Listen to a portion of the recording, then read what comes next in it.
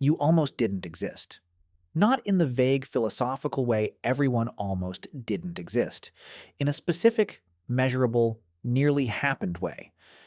There was a moment in history where the number of humans alive on Earth dropped so low that your existence and everyone you have ever met came down to a handful of survivors making it through something that should have killed them all. This is that story. Start with the number 8 billion people on Earth right now, but rewind 70,000 years and that number collapses. Not to millions, not to hundreds of thousands. According to genetic evidence, the entire human population may have dropped to somewhere between 1,000 and 10,000 breeding individuals. Let that land. Every person alive today, every language ever spoken, every civilization ever built, descended from a group so small they could have fit inside a single apartment block. Here is what caused it. In what is now Indonesia, a supervolcano called Toba erupted. Not the way volcanoes erupt in photographs. The way volcanoes erupt when they want to end things. It was the largest volcanic eruption in the last 2 million years. It threw so much ash and sulfur into the atmosphere that the sun effectively disappeared. Global temperatures dropped by up to 15 degrees Celsius.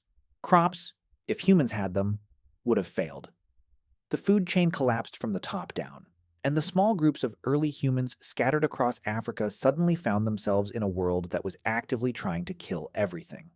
Most of them died. Not most as in a bad year, most as in the kind of number that should have been the end of the story. Geneticists can see this in our DNA today. Humans have remarkably low genetic diversity compared to other species. A single group of chimpanzees living in one forest in Africa has more genetic variation than all 8 billion humans on Earth combined. That is what a bottleneck looks like from the inside of the genome. That is the scar Toba left in every cell of your body. But someone survived. A small group, possibly in coastal southern Africa, where shellfish and marine resources offered a lifeline when the rest of the food chain was gone. They held on. And then they did something almost impossible. They came back. From fewer than 10,000 people, the entire human species rebuilt itself. Spread across the planet, developed language, art, agriculture, cities, science, built everything you have ever seen or touched or known. And here's where it comes back to you.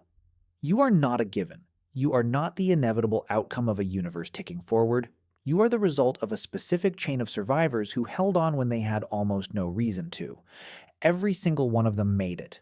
Every generation between Toba and the moment your parents met. An unbroken line of people who survived things that should have stopped them. You are the end of that line, so far.